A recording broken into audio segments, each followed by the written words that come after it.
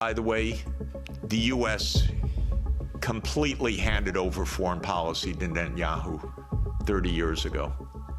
The Israel lobby dominates American politics. Netanyahu, who I regard as a war criminal, properly indicted by the ICC. Europe has gone silent about the JCPOA and Iran. Netanyahu's greatest dream in life is a war between the United States and Iran. He's not given up. The U.S. in this regard does not have an independent foreign policy. It is run by Israel. Just have no doubt about it. I could explain for hours how it works. It's very dangerous. I'm hoping that Trump will not destroy his administration and worse, the Palestinian people, because of Netanyahu, who I regard as a war criminal. This is indeed a complicated and fast-changing time and a very dangerous one. So we really need clarity of thought. I'm especially interested in our conversation, so I'll try to be as succinct and clear as I can be. I've watched the events very close up in Eastern Europe, the former Soviet Union, Russia, very closely for the last 36 years. I was an advisor to the Polish government in 1989, to President Gorbachev in 1990 and 91, to President Yeltsin in 1991, to 1993, to President Kuchma of Ukraine in 1993-94. I helped introduce the Estonian currency. I helped several countries in former Yugoslavia, especially Slovenia. I've watched the events very close up for 36 years. After the Maidan, I was asked by the new government to come to Kiev, and I was taken around the Maidan, and I learned a lot of things firsthand. I've been in touch with Russian leaders for more than 30 years. I know the American political leadership close up. Our previous Secretary of Treasury was my macroeconomics teacher 51 years ago, or just to give you an idea. So we were very close friends for a half century.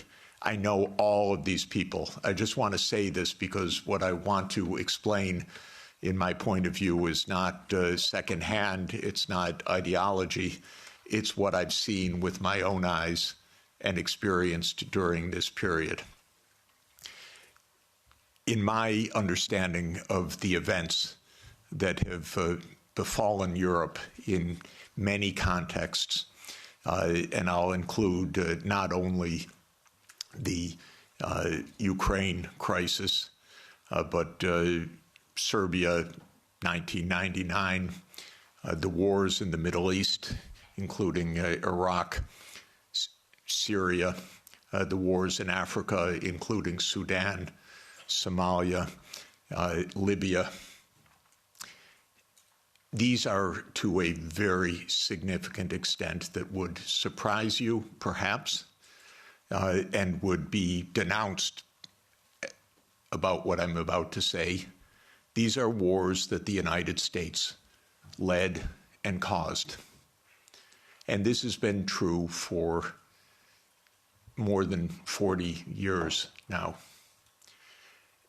What happened, more than 30 years, I should say, to be more precise. The United States came to the view, especially in 1990, 91, and then with the end of the Soviet Union, that the U.S. now ran the world, and that the U.S. did not have to heed anybody's views, red lines, concerns, security viewpoints, or any international obligations or any UN framework. I'm sorry to put it so plainly, but I do want you to understand. I tried very hard in 1991 to get help for Gorbachev, who I think was the greatest statesman of our modern time.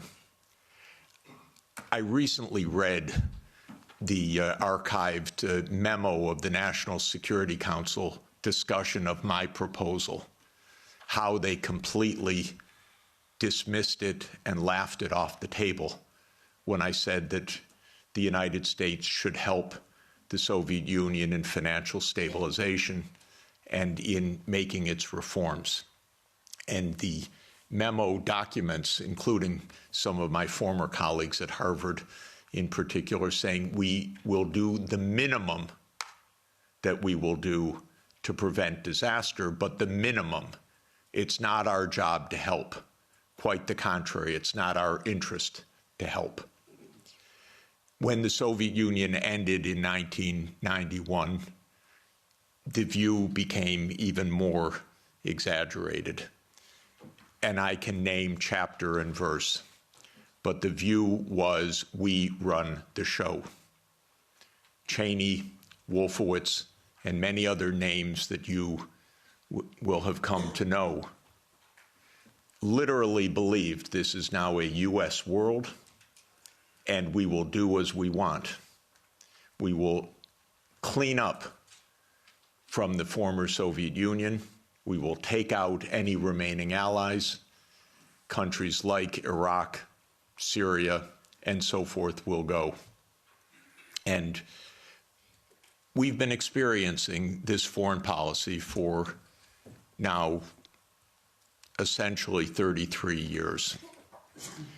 Europe has paid a heavy price for this because Europe has not had any foreign policy during this period that I can figure out. No voice, no unity, no clarity, no European interests, only American loyalty. There were moments where there were disagreements, and very, I think, wonderful disagreements, especially in the last time of significance was 2003 in the Iraq War, when France and Germany said we don't support the United States going around the UN Security Council for this war. That war, by the way, was directly concocted by Netanyahu and his colleagues in the U.S. Pentagon. I'm not saying that it was a link or mutuality. I'm saying it was a direct war. That was a war carried out for Israel. It was a war that Paul Wolfowitz and Douglas Feith coordinated with Netanyahu. And that was the last time that Europe had a voice. And I spoke with European leaders then, and they were very clear, and it was quite wonderful. Europe lost its voice entirely after that, but especially in 2008.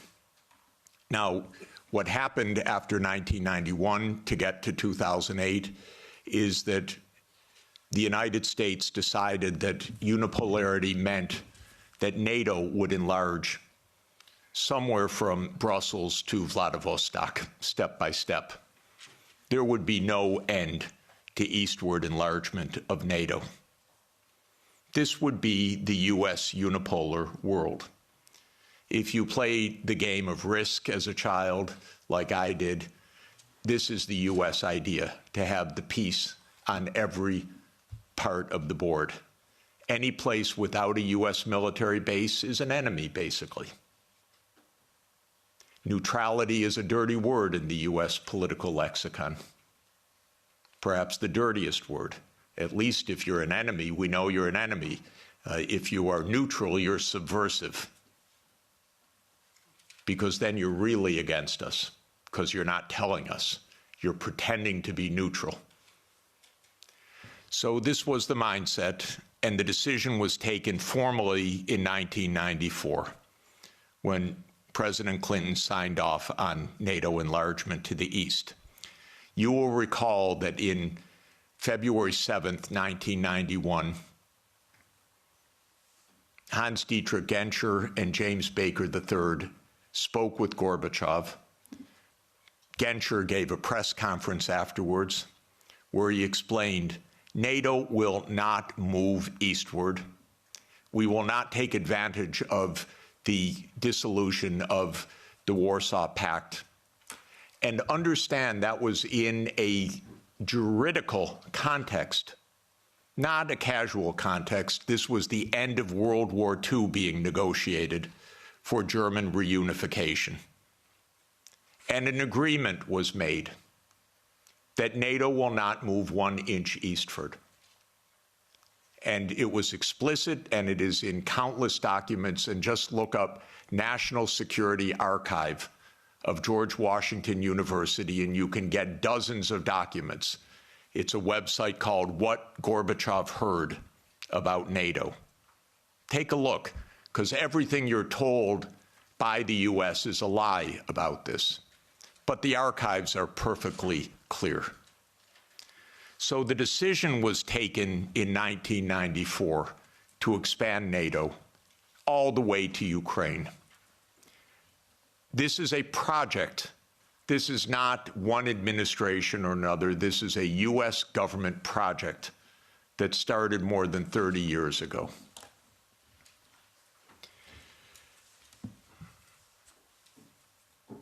In 1997, Zbigniew Brzezinski wrote The Grand Chessboard.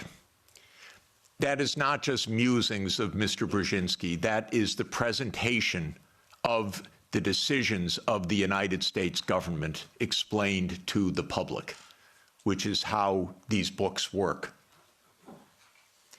And the book describes the eastward enlargement of Europe and of NATO as simultaneous events. And there's a good chapter in that book that says, what will Russia do as Europe and NATO expand eastward? And I knew Zbigniew Brzezinski personally. He was very nice to me. I was advising Poland. He was a big help. He was a very nice and smart man, and he got everything wrong. So in 1997, he wrote in detail why Russia could do nothing but accede to the eastward expansion of NATO and Europe. In fact, he says the eastward expansion of Europe, and not just Europe, but NATO. This was a plan, a project. And he explains how Russia will never align with China. Unthinkable.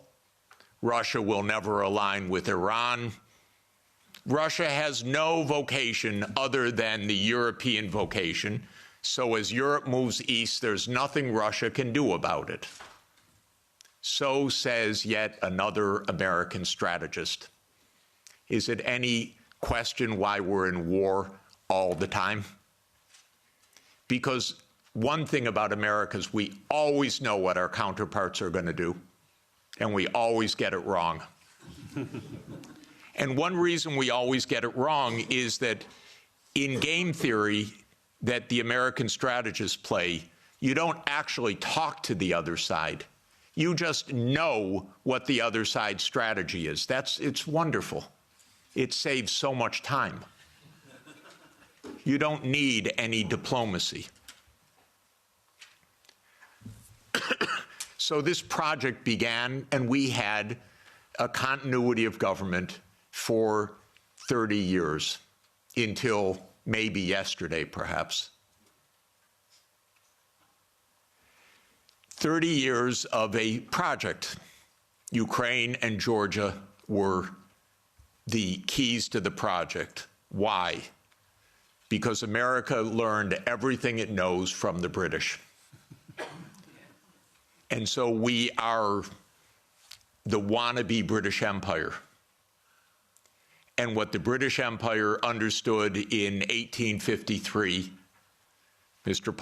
Lord Palmerston, excuse me, is that you surround Russia in the Black Sea and you deny Russia access to the Eastern Mediterranean, and all you're watching is an American project to do that in the 21st century.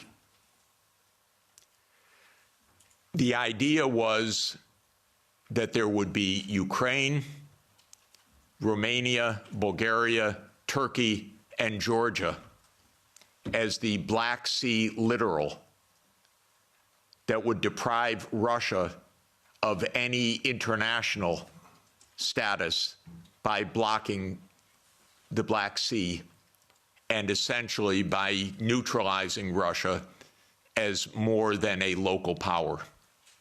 Brzezinski's completely clear about this. And before Brzezinski, there was Mackinder. And who owns the island of the world owns the world. So this project goes back a long time. I think it goes back basically to Palmerston.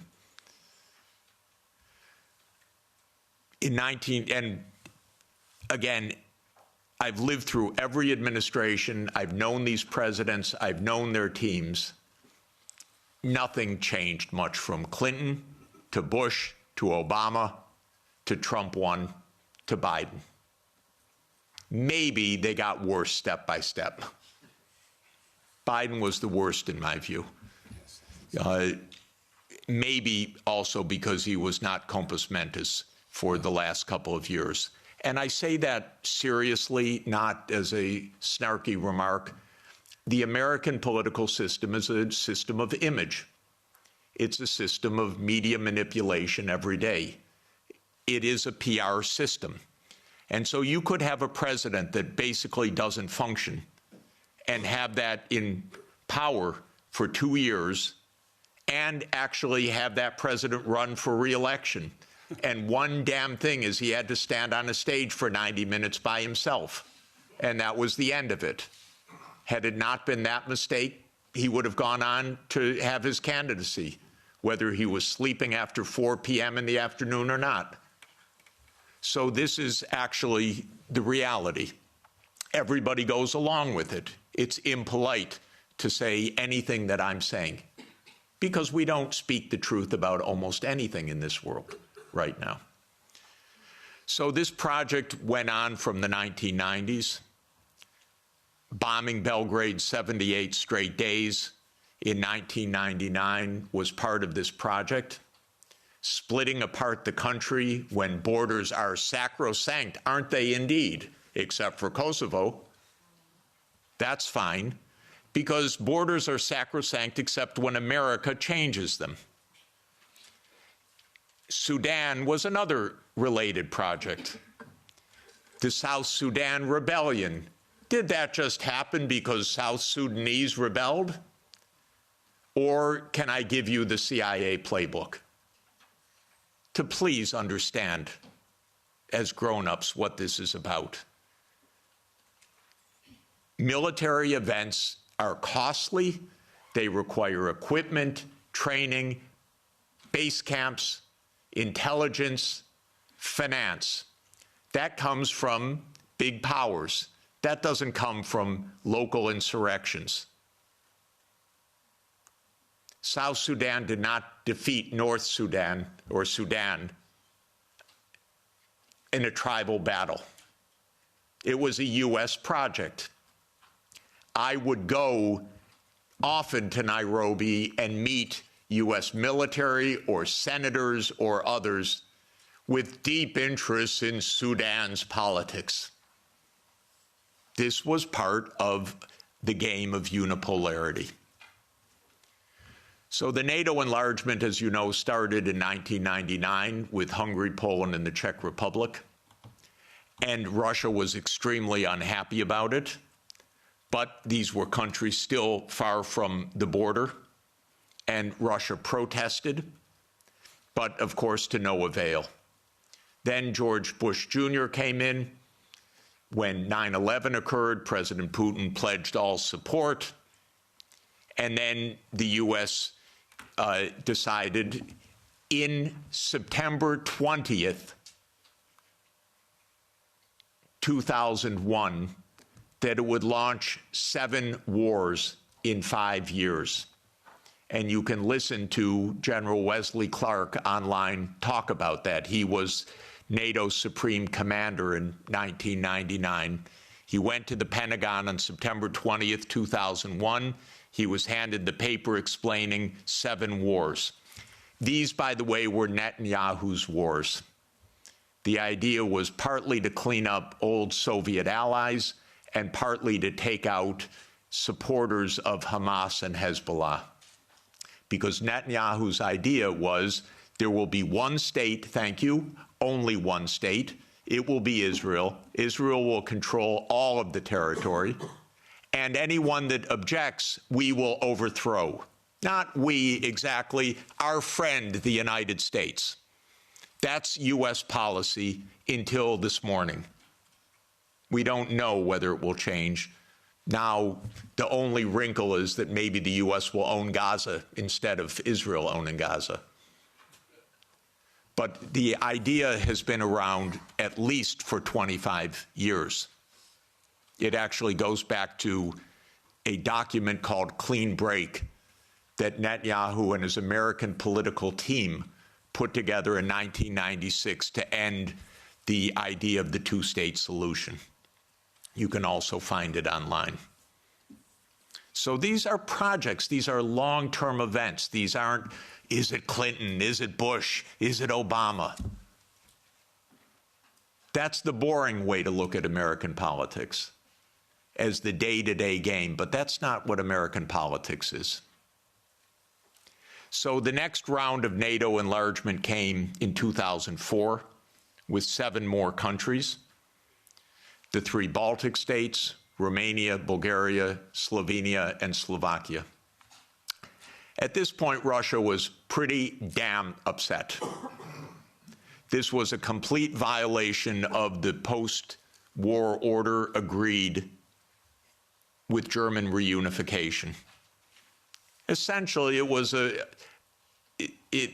a fundamental trick or defection of the U.S. from a cooperative arrangement, is what it amounted to, because they believe in unipolarity. So as everybody recalls, because we just had the Munich Security Conference last week in 2007, President Putin said, stop, enough, stop now. And of course, what that meant was in 2008, the United States jammed down Europe's throat enlargement of NATO to Ukraine and to Georgia. This is a long-term project. I listened to Mr. Saakashvili in New York in May of 2008, and I walked out, called Sonia, and said, this man's crazy. And a month later, a war broke out because the United States told this guy, we saved Georgia. And he stands at the Council on Foreign Relations, says, Georgia's in the center of Europe. Well, it ain't, ladies and gentlemen. It's not in the center of Europe. And the most recent events are not helpful for Georgia, for its safety, and your MPs going there, or MEPs going there, and European politicians. That gets Georgia destroyed. That doesn't save Georgia. That gets Georgia destroyed. Completely destroyed. In 2008, as everybody knows, our former CIA director, William Burns, sent a long message back to Condoleezza Rice. Niet means niet, about expansion. This we know from Julian Assange, because believe me, not one word is told to the American people about anything, or to you, or by any of your newspapers these days. So we have Julian Assange to thank, but we can read the memo in detail. As you know, Viktor Yanukovych was elected in 2010 on the platform of neutrality. Russia had no territorial interests or designs in Ukraine at all. I know. I was there during these years. What Russia was negotiating was a 25-year lease to 2042 for Sevastopol Naval Base. That's it. Not for Crimea, not for the Donbass, nothing like that. This idea that Putin is reconstructing the Russian Empire, this is childish propaganda, excuse me. If anyone knows the day-to-day and year-to-year history, this is childish stuff. Childish stuff seems to work better than adult stuff. So, no designs at all. The United States decided this man must be overthrown. It's called a regime change operation. There have been about 100 of them by the United States, many in your countries, and many all over the world. That's what the CIA does for a living. Okay? Please know it. It's a very unusual kind of foreign policy. But in America, if you don't like the other side, you don't negotiate with them, you try to overthrow them. Preferably covertly. If it doesn't work covertly, you do it overtly. You always say it's not our fault, they're the aggressor, they're the other side, they're Hitler. That comes up every 2 or 3 years. Whether it's Saddam Hussein, whether it's Assad, whether it's Putin, that's very convenient. That's the only foreign policy explanation the American people are ever given anywhere. Well, we're facing Munich 1938. Well, we're facing Munich 1938. Can't talk to the other side. They're evil, implacable foes. That's the only model of foreign policy we ever hear from our mass media. And the mass media repeats it entirely because it's completely suborned by the U.S. government. Now, in 2014, the U.S.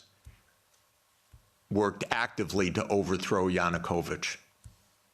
Everybody knows the phone call intercepted by my Columbia University colleague, Victoria Nuland, and the U.S. Ambassador Peter Piot. You don't get better evidence. The Russians intercepted her call and they put it on the internet. Listen to it, it's fascinating. I know all these people. By the way, by doing that, they all got promoted in the Biden administration. That's the job. Now, when the Maidan occurred, I was called immediately. Oh, Professor Sachs, the new Ukrainian prime minister would like to see you to talk about the economic crisis. Because I'm pretty good at that. And so I flew to Kiev, Maidan, and I was told how the U.S. paid the money for all the people around the Maidan. Spontaneous, revolution of dignity.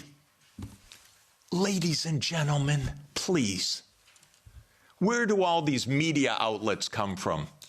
Where does all this organization come from? Where do all these buses come from? Where do all these people called in come from?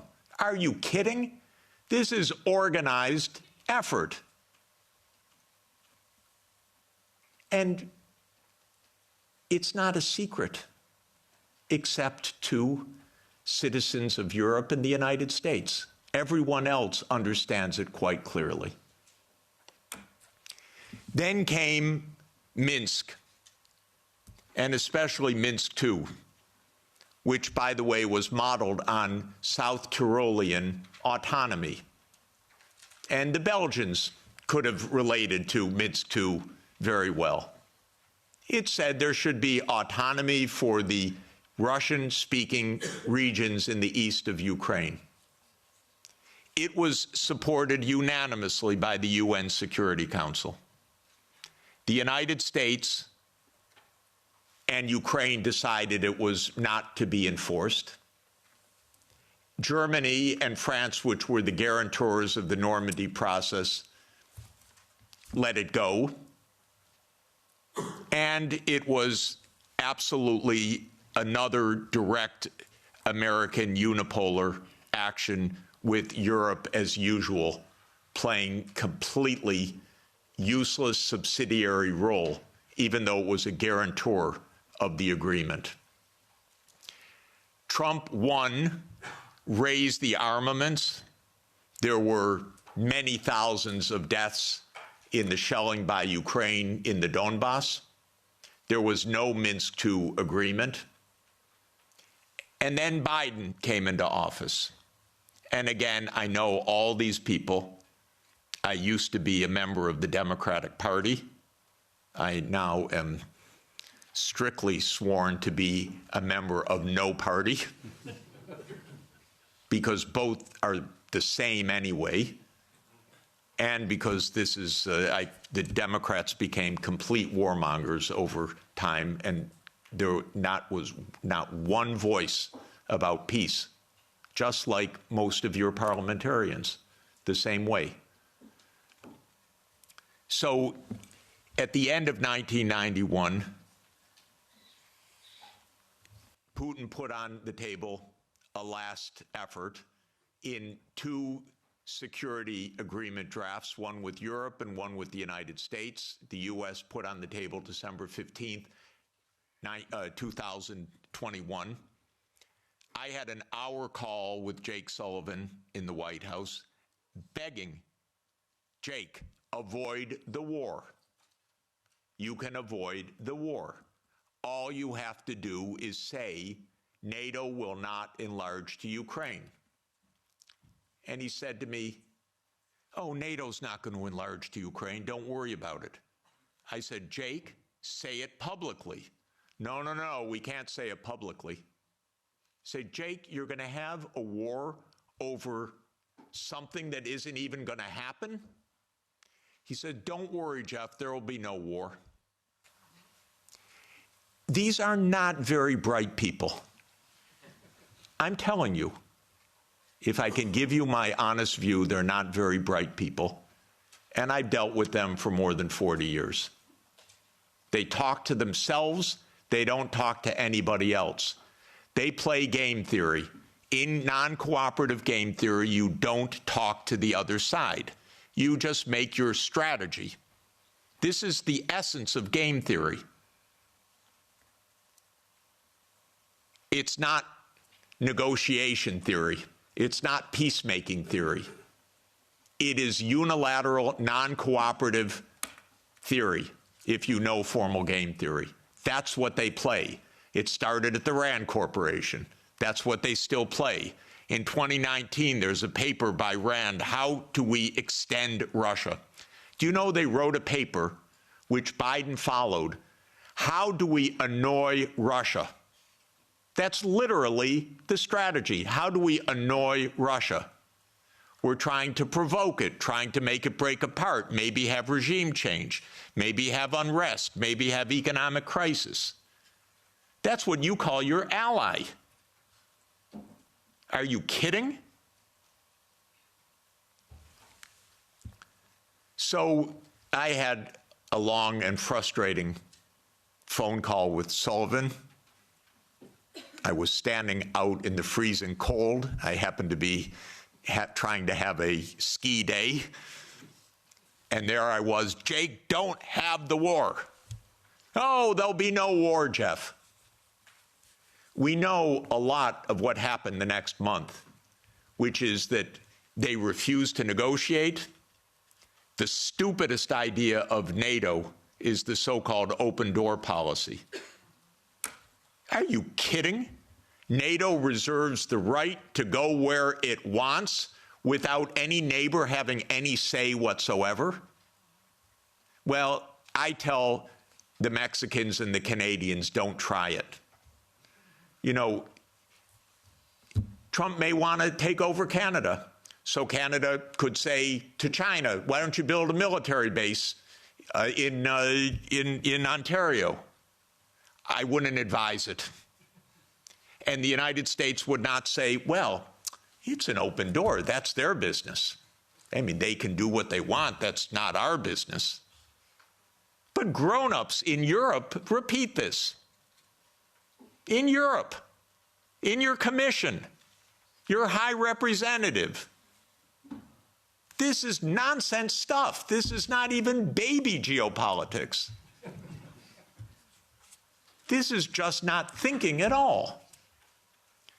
So the war started. What was Putin's intention in the war? I can tell you what his intention was. It was to force Zelensky to negotiate neutrality. And that happened within 7 days of the start of the invasion.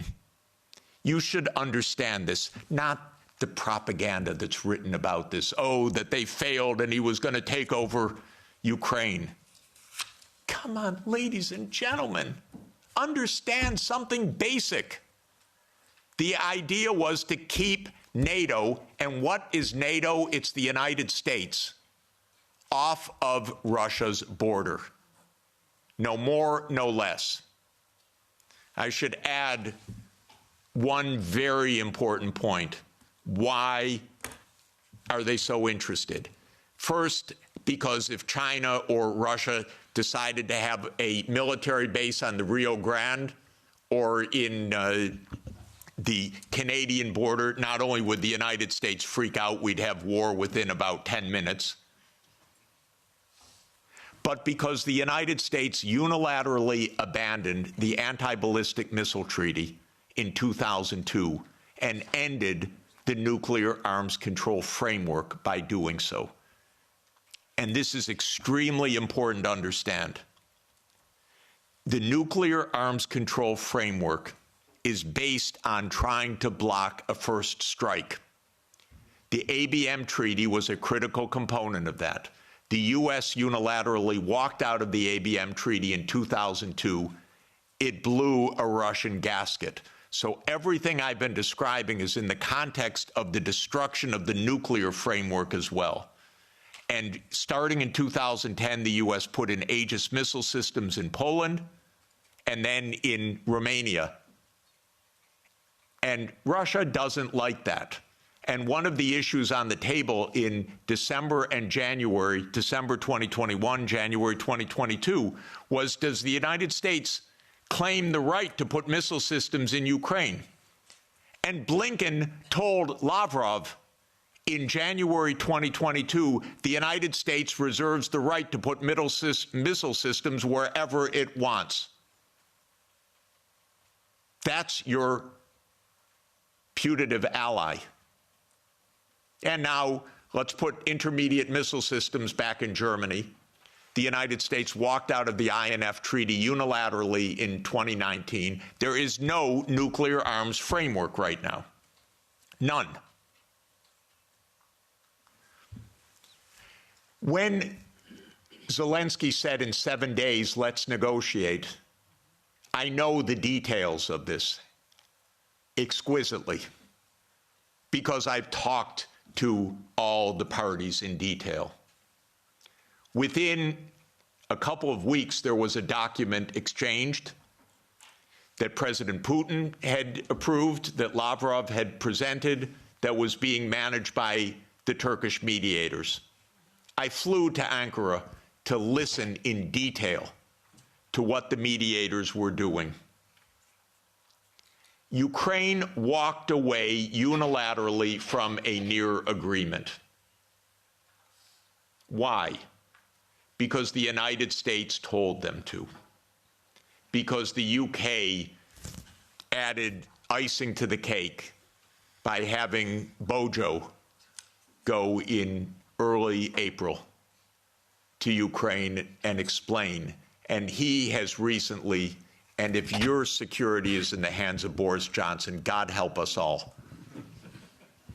Keith Starmer turns out to be even worse. It's unimaginable, but it is true. Boris Johnson has explained, and you can look it up on the website, that what's at stake here is Western hegemony. Not Ukraine, Western hegemony. Michael and I met at the Vatican with a group in the spring of 2022 where we wrote a document explaining Nothing good can come out of this war for Ukraine. Negotiate now, because anything that takes time will mean massive amounts of deaths, risk of nuclear escalation, and likely loss of the war. I want to change one word from what we wrote then. Nothing was wrong in that document. And since that document, since the U.S. talked the negotiators away from the table, about 1 million Ukrainians have died or been severely wounded. And the American senators, who are as nasty and cynical and corrupt as imaginable, say this is wonderful expenditure of our money because no Americans are dying. It's the pure proxy war. One of our senators nearby me, Blumenthal, says this out loud. Mitt Romney says this out loud. It's best money America can spend. No Americans are dying. It's unreal. Now, just to bring us up to yesterday, this failed. This project failed. The idea of the project was that Russia would fold its hand. The idea all along was Russia can't resist, as Zbigniew Brzezinski explained in 1997. The Americans thought, we have the upper hand. We're going to win because we're going to bluff them. They're not really going to fight. They're not really going to mobilize. The nuclear option of cutting them out of SWIFT, that's going to do them in. The economic sanctions, that's going to do them in. The HIMARS, that's going to do them in. The ATACMS, the F-16s. Honestly, I've listened to this for 70 years. I've listened to it as semi-understanding, I'd say, for about 56 years. They speak nonsense every day. My country, my government. This is so familiar to me, completely familiar. I begged the Ukrainians, and I had a track record with the Ukrainians. I advised the Ukrainians. I'm not anti-Ukrainian, I'm pro-Ukrainian completely. I said, save your lives, save your sovereignty, save your territory, be neutral. Don't listen to the Americans. I repeated to them the famous adage of Henry Kissinger, that to be an enemy of the United States is dangerous, but to be a friend is fatal. Okay, so let me repeat that for Europe. To be an enemy of the United States is dangerous, but to be a friend is fatal.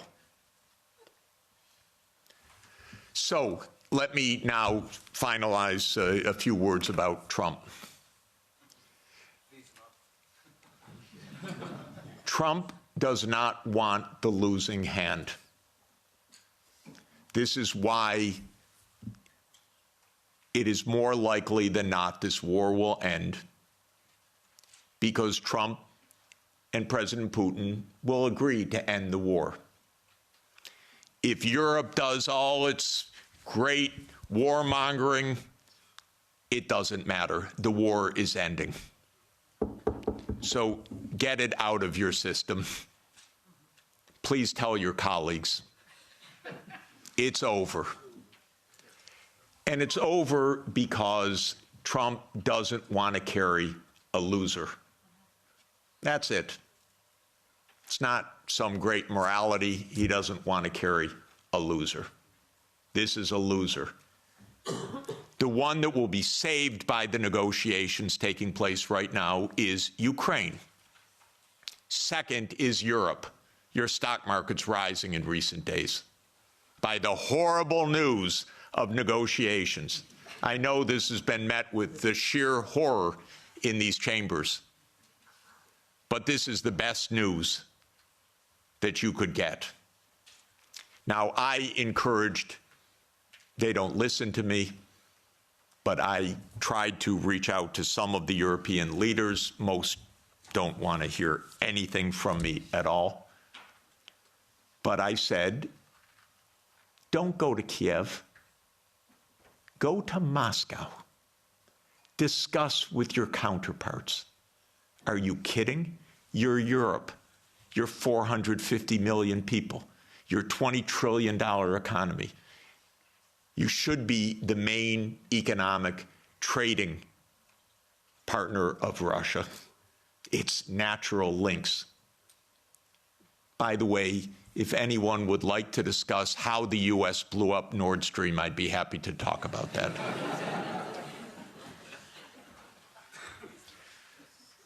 So the Trump administration is imperialist at heart. It is great powers dominate the world.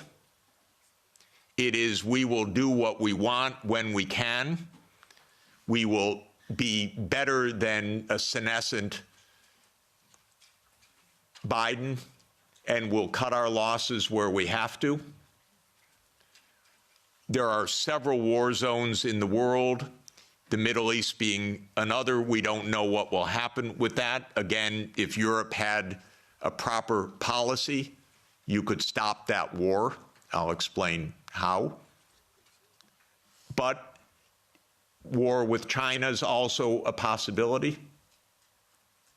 So I'm not saying that we're at the new age of peace, but we are in a very different kind of politics right now, and Europe should have a foreign policy, and not just a foreign policy of Russophobia, a foreign policy that is a realistic foreign policy that understands Russia's situation, that understands Europe's situation, that understands what America is and what it stands for, that tries to avoid Europe being invaded by the United States, because it's not impossible that America will just land troops in Danish territory.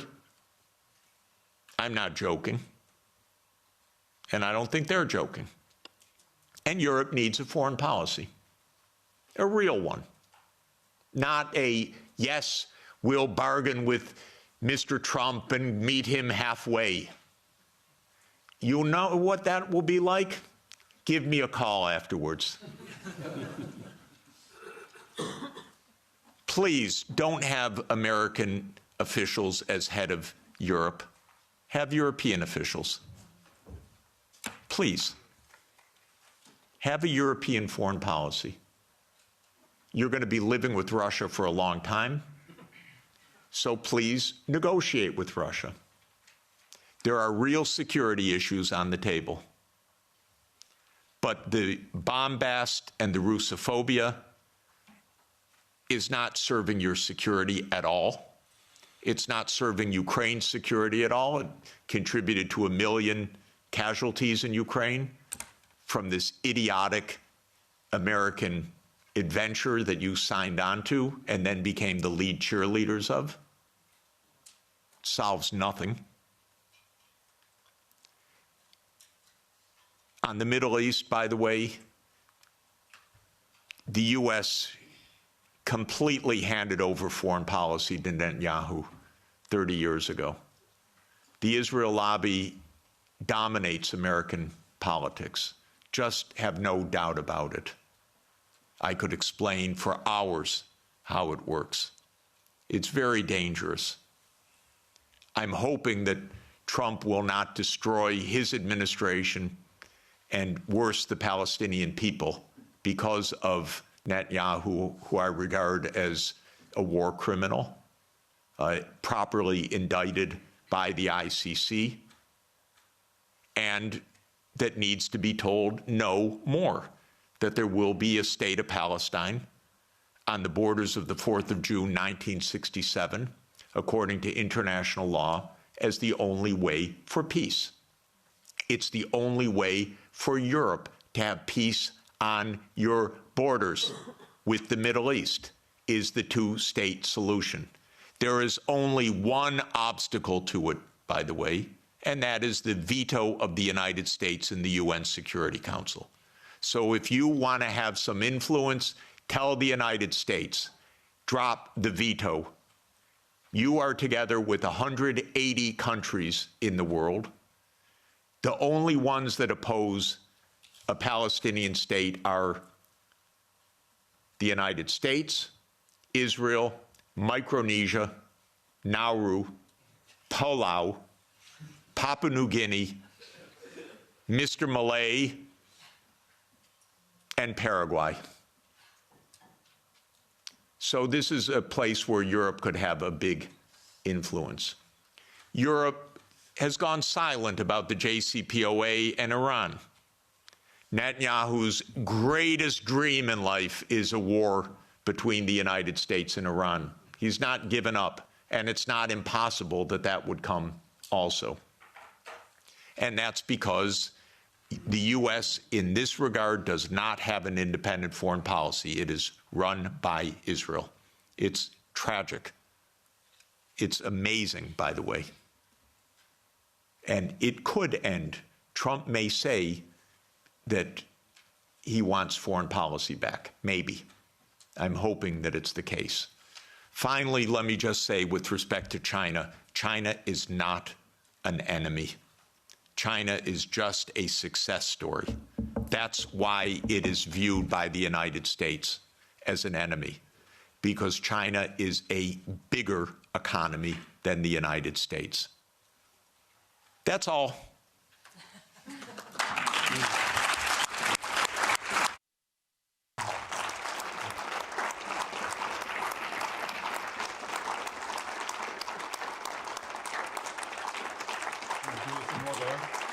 Thanks.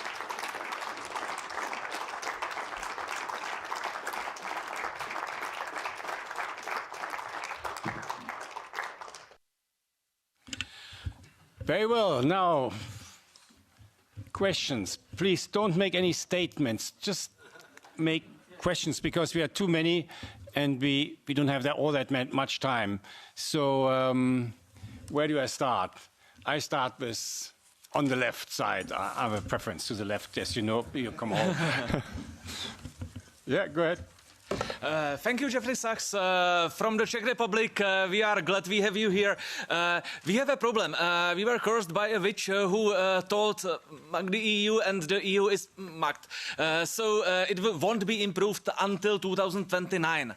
But what we, the Central Europeans, should do in the meantime, especially if the Germans don't happen to vote for Sarah Wagenknecht enough, are we supposed to create some kind of neutrality for the Central Europe, or what would you suggest us to do? So, first of all my grandchildren are Czech, I want you to know. And Sonia is Czech-born and Czech citizen, so we're very proud. I'm the trailing spouse in this, but I'm a Czech wannabe.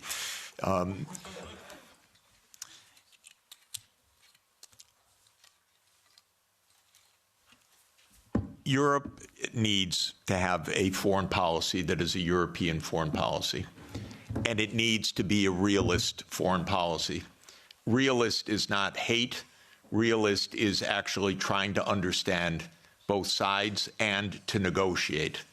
There are two kinds of realists, defensive realists and offensive realists. My dear friend John Mearsheimer, who is the offensive realist, we're very close friends and I love him, but I believe more than he does, you talk to the other side and you find a way to make an understanding. And so basically, Russia is not going to invade Europe. This is the fundamental point. It may get up to the Dnieper River. It's not going to invade Europe. But there are real issues. The main issue for Russia was the United States, because Russia, as a major power and the largest nuclear power in the world, was profoundly concerned about U.S. unipolarity from the beginning. Now that this is seemingly, possibly ending, Europe has to open negotiations directly with Russia as well, because the United States will quickly lose interest, and you're going to be living with Russia for the next thousands of years. Okay? So what do you want? You want to make sure that the Baltic states are secure. The best thing for the Baltic states is to stop their Russophobia. This is the most important thing. Estonia has about 25% Russian citizens, or Russian-speaking citizens, ethnic Russians. Latvia, the same.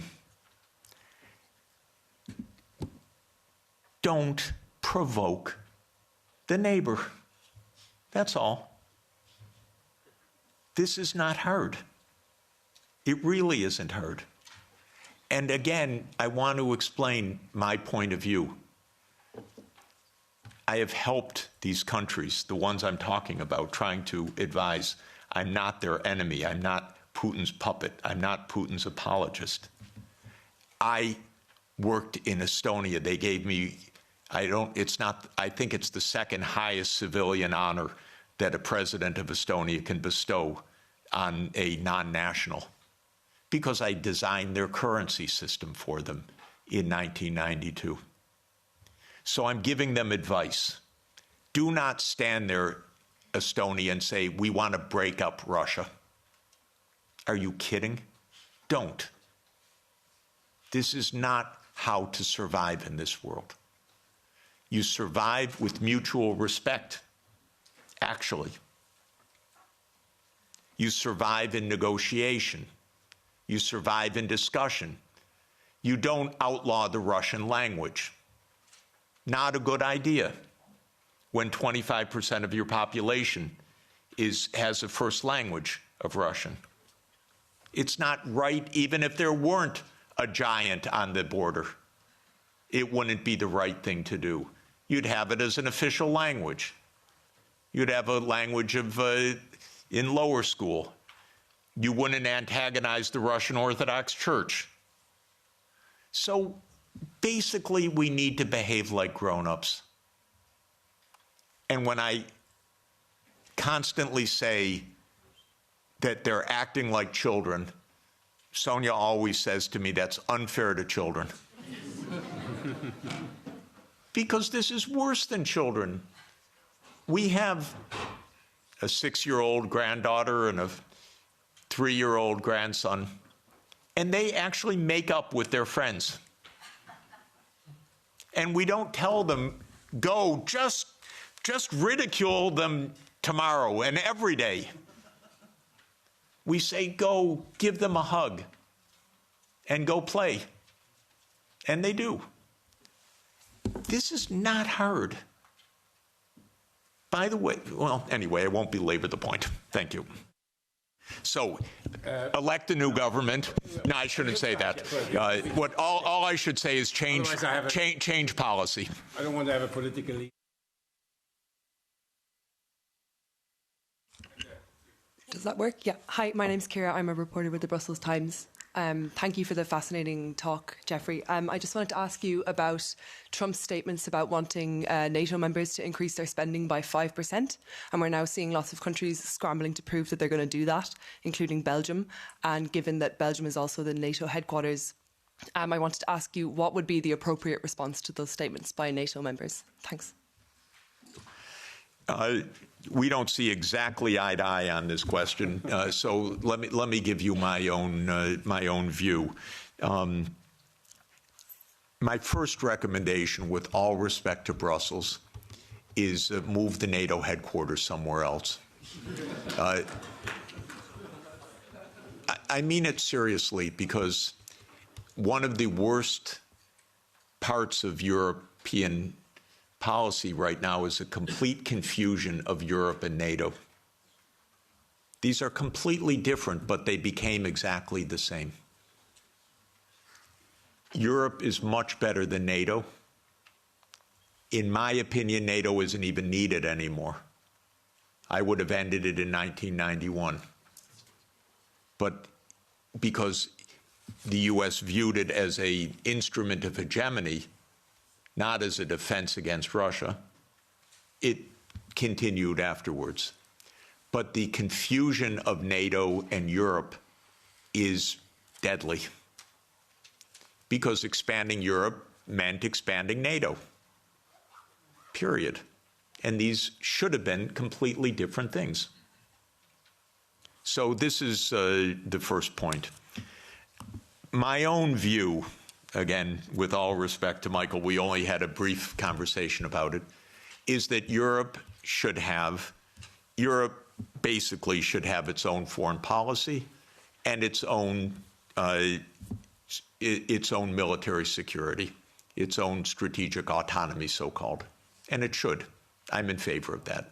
I would disband NATO, and maybe Trump is going to do it anyway. Maybe Trump's going to invade Greenland. Who knows? Then you're really going to find out what NATO means. So I do think that Europe should invest in its security. 5% is outlandish, ridiculous, absurd, completely absurd. No one needs to spend anything like that amount. 2 to 3% of GDP, probably under the current circumstances. What I would do, by the way, is buy European production. Because actually, strangely, weirdly, unfortunately in this world, and it's a truism, but it's unfortunate, so I'm not championing it, a lot of technological innovation spins off from the military sector because governments invest in the military sector. So Trump is an arms salesman.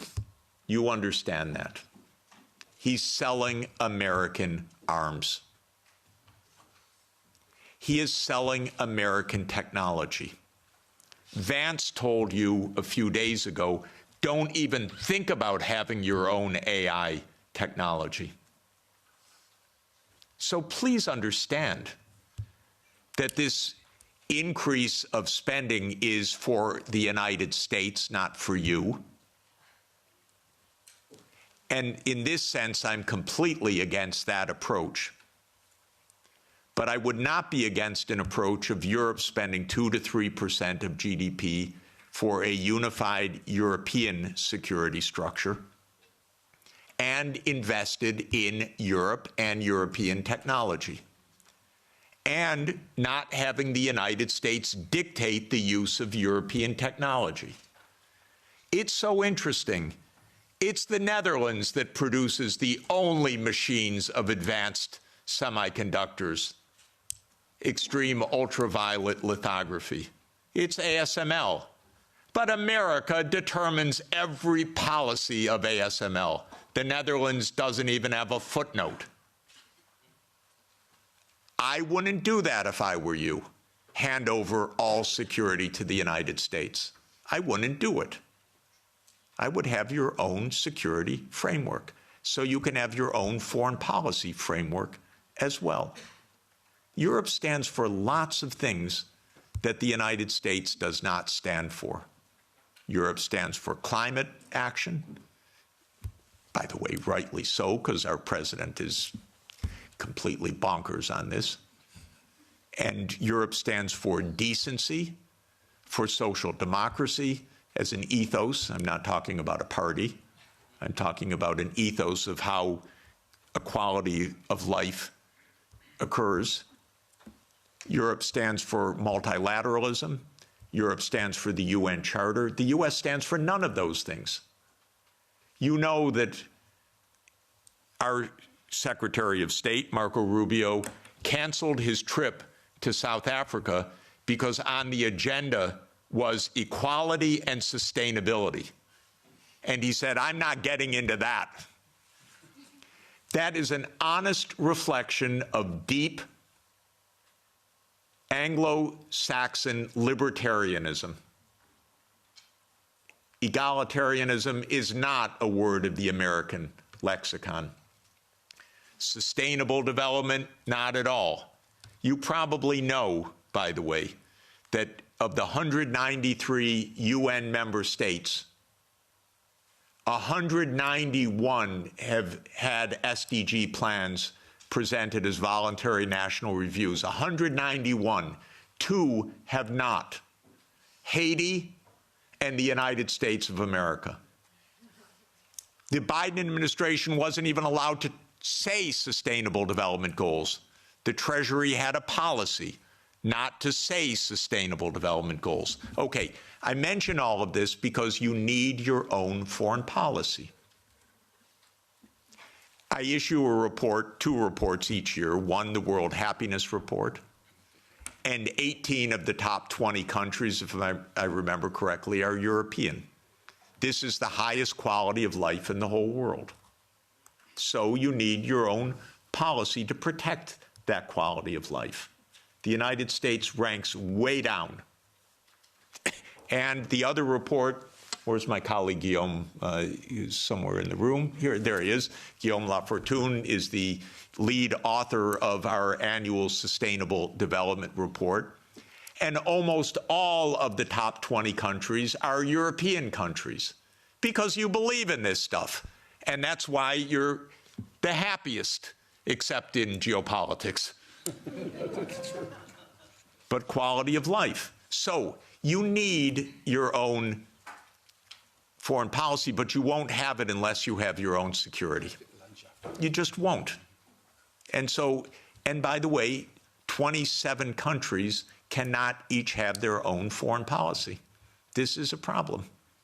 You need a European foreign policy and a European security structure. And by the way, although Michael assures me it's dead, I was the greatest fan of OSCE and believe that OSCE is the proper framework for European security. It could really work.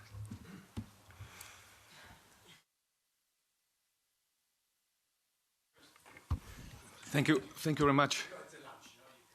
Yeah, okay. Thank you, Professor. I'm from Slovakia, and my Prime Minister, Robert Fico, was almost shot dead because the opinions you had the similar with him. Yes, we are, as a Slovakia, Slovak government, of the few countries in the European Union, we are talking to Russians. 2 months ago, I was talking with Mr. Medvedev. In 2 weeks, I will be talking in Duma with Mr. Slutsky, who is the chairman of the Russian Foreign Affairs Committee in Moscow. Maybe my question is, what would be your message to Russians in this moment? Because as I heard, they are on the victorious wave. They have no reason not to conquer the Donbass because that's their war aim. And what can Trump can offer to them to stop the war immediately? What would be the message for Russians from your side? Thank you very much. Lots of important things are now on offer and on the table, and I believe that the war will end quickly because of this, and this will be at least one blessing in a very, very difficult time. Exactly what the settlement will be, I think, is now only a question of the territorial issues, and that is whether it is the complete 4 oblasts, including all of Kherson and Zaporizhia, or whether it is on the contact line and how all of this will be negotiated.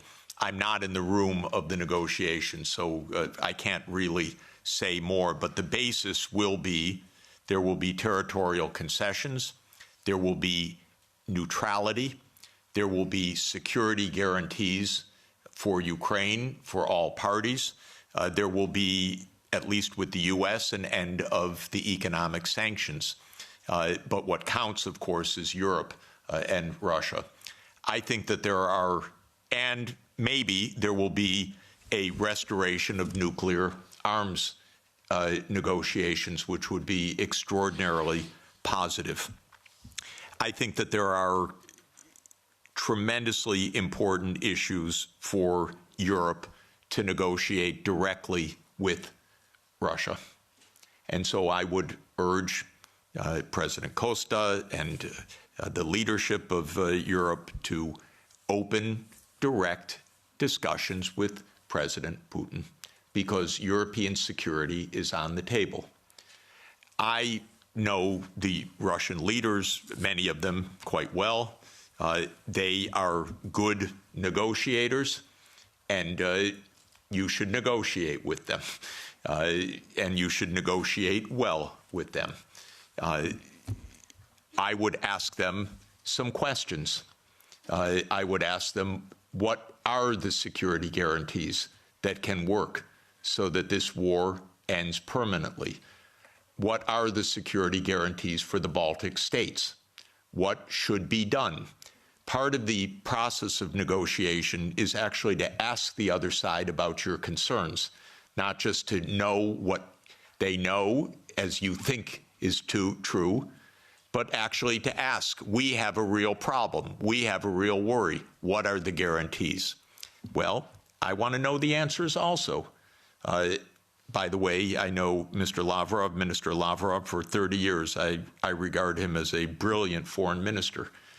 Talk with him, negotiate with him, get ideas, put ideas on the table, put counter ideas on the table. I don't think all of this can be settled by pure reason because of oneself. You settle wars by negotiating and understanding what are the real issues, and you don't call the other side a liar when they express their issues. You work out what the implications of that are for the mutual benefit of peace. So the most important thing is stop the yelling, stop the warmongering, and discuss with the Russian counterparts. And don't beg to be at the table with the United States. You don't need to be in the room with the United States. You're Europe. You should be in the room with Europe and Russia. If the United States wants to join, that's fine. But to beg, no. And by the way, Europe does not need to have Ukraine in the room when Europe talks with Russia. You have a lot of issues, direct issues. Don't hand over your foreign policy to anybody, not to the United States, not to Ukraine, not to Israel. Keep a European foreign policy. This is the basic idea.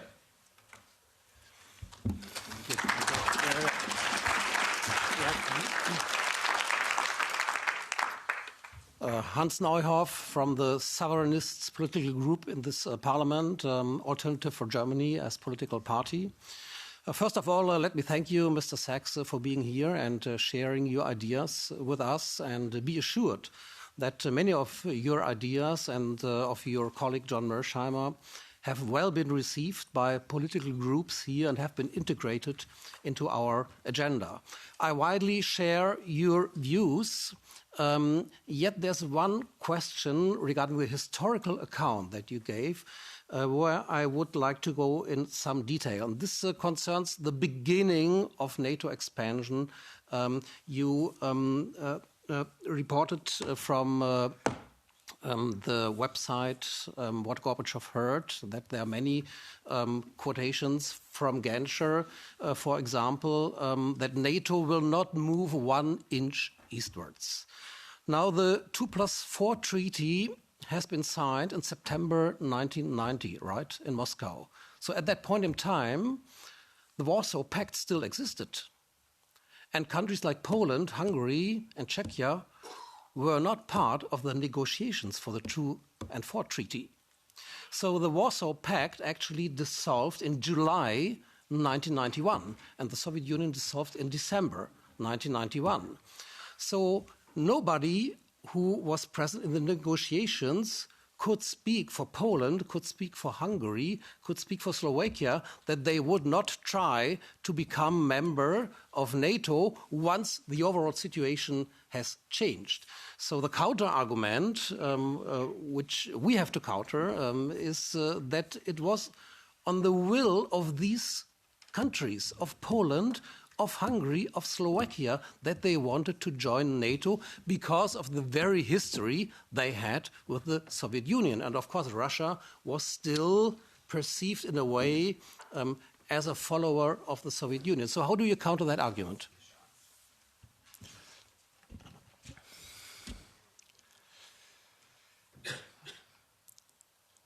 I have no doubt of why Hungary, Poland, Czech Republic, Slovakia wanted to join NATO. The question is, what is the U.S. doing to make peace? Because NATO is not a choice of Hungary, Poland, Czech Republic, or Slovakia. NATO is a U.S.-led military alliance. And the question is, how are we going to establish peace in a reliable way? If I were making those decisions back then, I would have ended NATO altogether in 1991. When those countries requested NATO, I would have explained to them what our Defense Secretary William Perry said, what our lead statesman George Kennan said, what our final ambassador to the Soviet Union, Jack Matlock, said. They said, well, we understand your feelings, but it's not a good idea because it could provoke a new Cold War with Russia. So that's how I would have answered it. When those countries joined in the first wave, I don't think it was that consequential, in fact, except that it was part of a bigger project. And the project was spelled out already in 1994. There's a very good book by Jonathan Haslam, Harvard University Press, called Hubris, which gives a detailed historical documentation of step-by-step what happened. And it's really worth reading. So this is now, but the point I would really make is that Ukraine and Georgia were too far. This is right up against Russia. This is in the context of the complete destabilization of the nuclear framework. This is in the context of the U.S. putting in missile systems on Russia's borders. If you listen to President Putin over the years, probably the main thing, if you listen carefully, that he's concerned about is missiles 7 minutes from Moscow, is a decapitation strike. And this is very real. The U.S. not only would freak out, but did freak out when this happened in the Western Hemisphere. So it's the Cuban Missile Crisis in reverse. And fortunately, Nikita Khrushchev did not stand up and say, open door policy of the Warsaw Pact. We can go wherever we want. Cuba's asked us, it's none of America's business. What Khrushchev said is, war, my God, we don't want war. We end this crisis. We both pull back. That's what Khrushchev and Kennedy decided in the end. So this is the real consequential. Russia even swallowed, with a lot of pain, the Baltic states, Romania, Bulgaria, Slovakia, and Slovenia. It is Ukraine and Georgia. And it's because of geography. It's because of Lord Palmerston. It's because of the First Crimean War. It's because of the missile systems that this is the essence of why there was this war.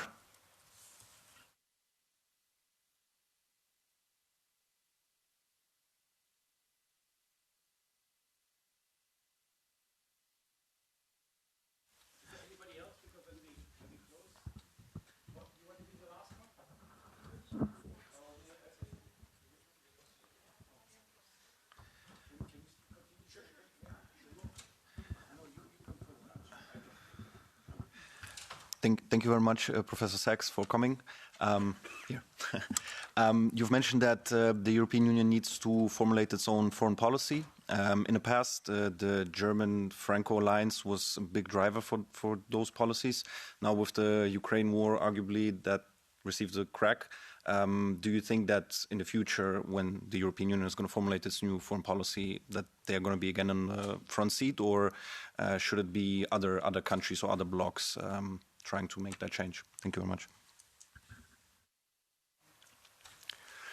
Oh, it's hard.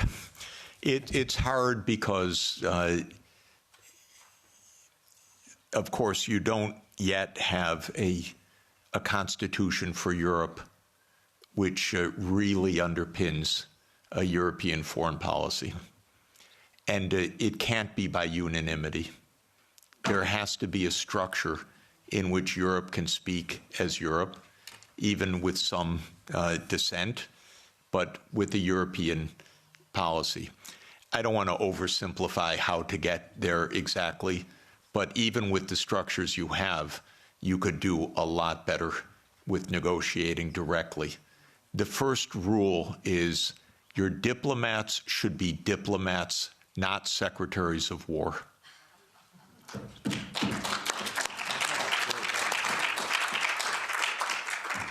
Honestly, that would go halfway, at least, to where you want to go. A diplomat is a very special kind of talent.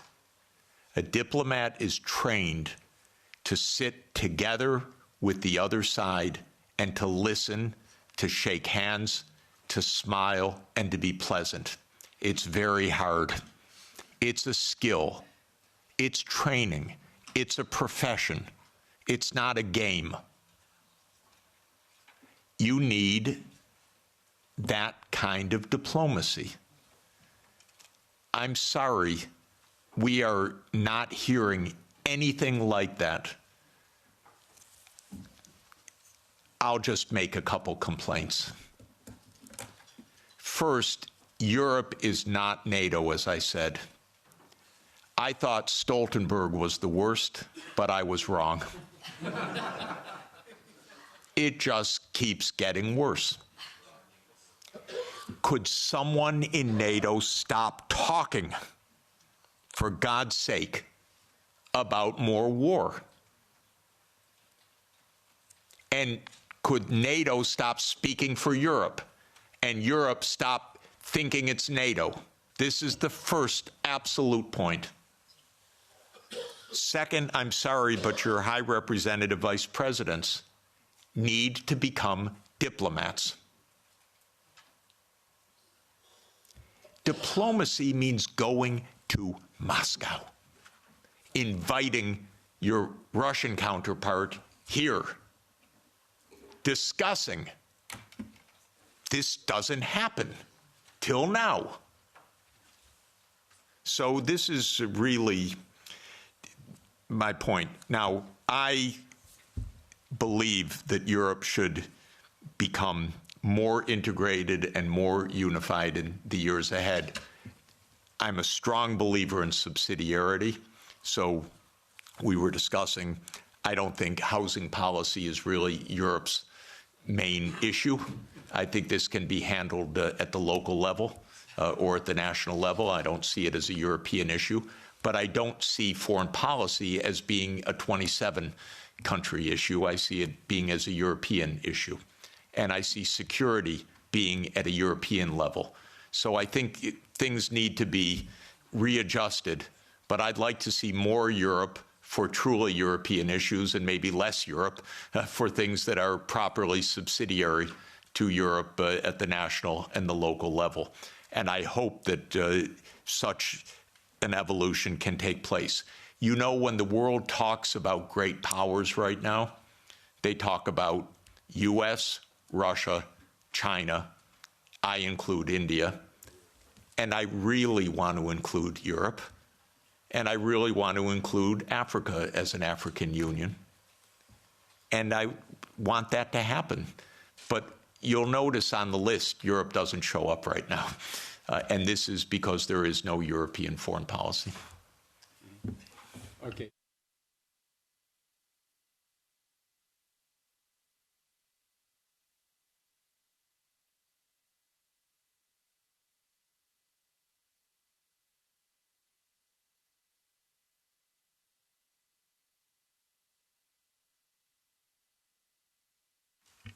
Thank you very much, and thank you very much, Professor, for this very courageous speech, very clear speech also that you made. I'm an MEP from Luxembourg.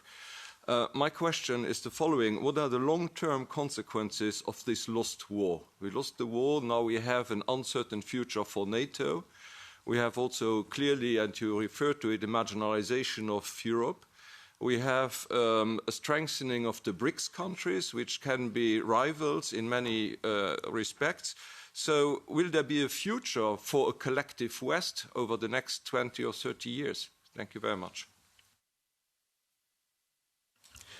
I don't believe there is a collective West. I believe that there is a United States and Europe that are in some areas in parallel interests and in many areas not in parallel interest.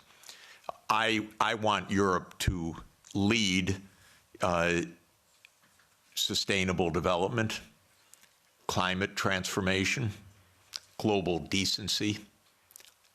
I believe if the world looked more like Europe, it'd be a happier, more peaceful, safer world.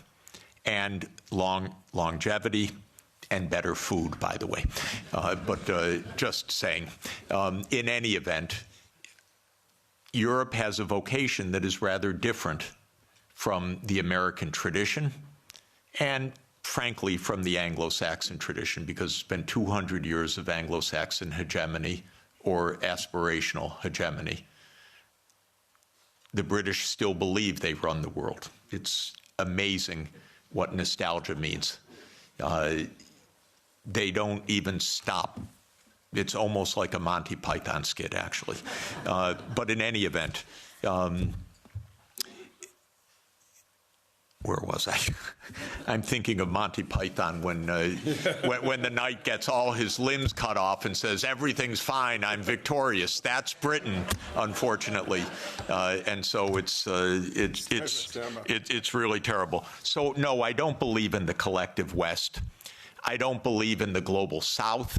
I don't believe in all these geographies don't even make sense, because I'm actually, I look at maps a lot, and the global South is mostly in the north, and the West is not even west, and so I don't even understand what this is about. I do believe that we could be in a true age of abundance if we got our heads on straight. We're in the biggest technological advance in human history. It's truly amazing what can be done right now.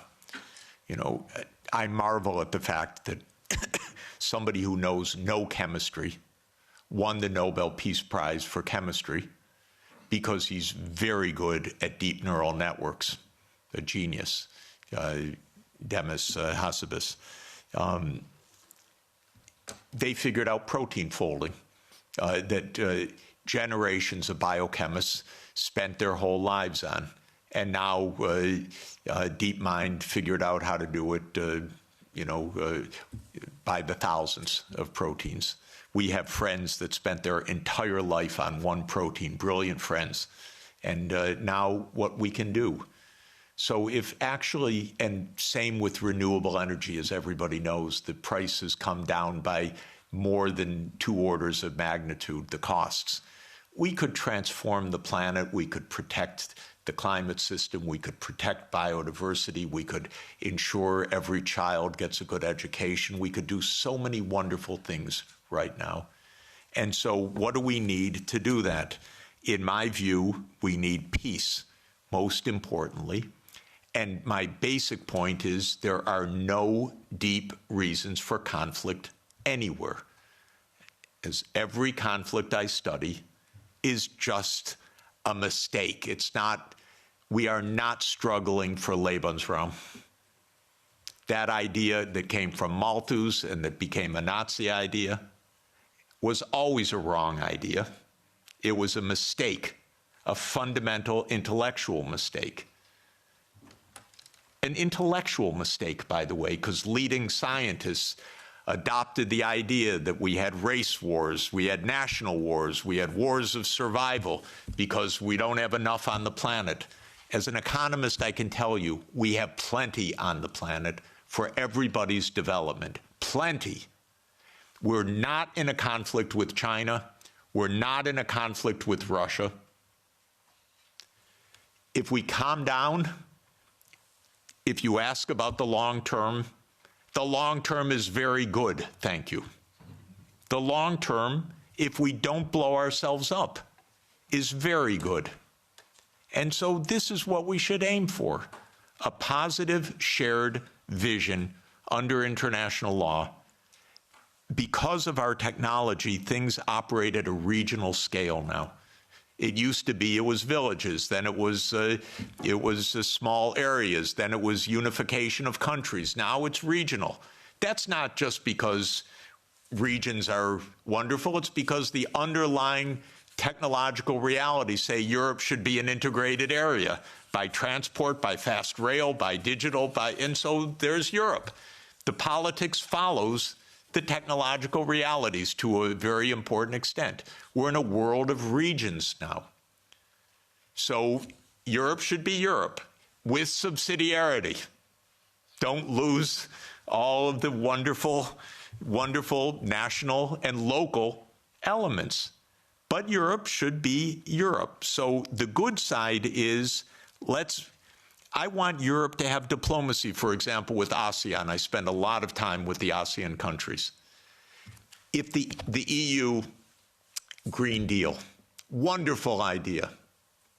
I said many years ago, okay, to the ASEAN leaders, make an ASEAN Green Deal, and then talk with the Europeans so that you have this wonderful relationship, trade, investment, technology.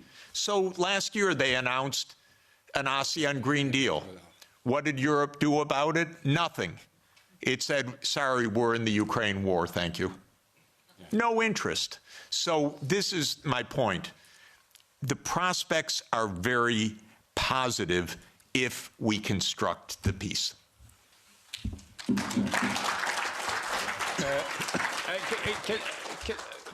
Because we have to go, I get all the time messages that I should leave the room. Short. So something very short? Yeah.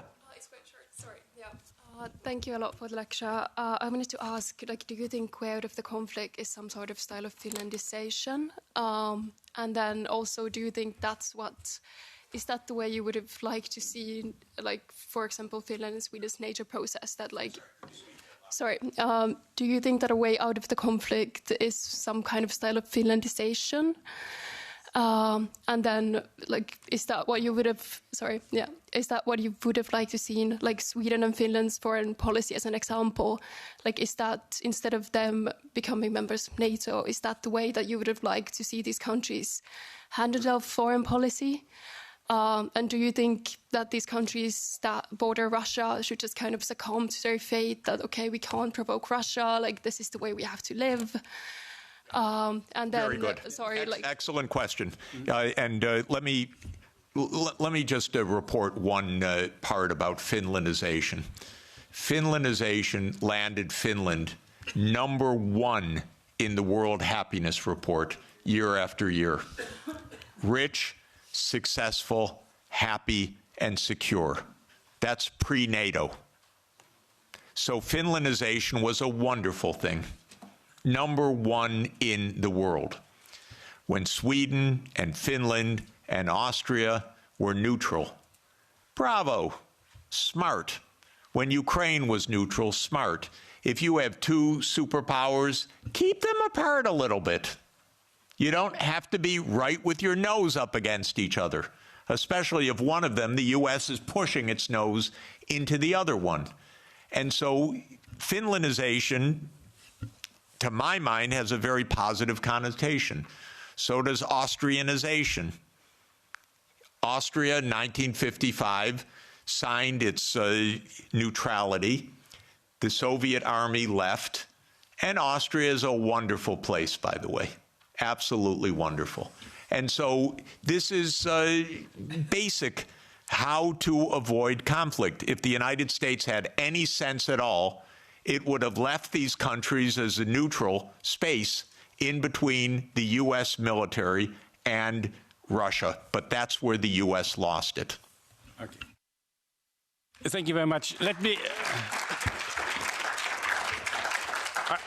I just want to end with an appeal. I think we both agree that we will have the war will end within a month or two. That means the fighting will end. It doesn't mean that we will have peace in Europe. The peace in Europe, that has to be done by us, by Europeans, not by a president from the United States. We have to create this peace, and that is Europe, which includes, of course, Belarus, Russia, and all these other countries. So we have to do something. And we are here a parliament. As parliamentarians, we represent people. We are the only legitimate, democratically legitimate institution in the European Union. Maybe we should have become all a little bit more proactive in trying to move this peace process forwards across party lines. I think, I don't know how many parties here really are, but that we can talk to each other without saying, you're from this party, you're from this party. I think we really have to concentrate. If here we could not take more initiative from the parliament vis-à-vis the commission and saying, we are presenting the people, not you. We are presenting the people. And these people in Europe want peace, and that's what we should go. So maybe this is the beginning of one. We will make every month, I will organize with my colleagues the same thing here about different topics, which were all around it. And we hope that this one we get a discussion that is different what we have in the plenum, where we basically don't have a discussion, but that we have a discussion and also across the party, and invite also people from other political parties. We don't bite anybody. Let's discuss it. In the end, we all want the same peace for the next generation. And I have plenty of children and grandchildren, you too, and that's what we need. Okay, thank you very much, Professor Sachs.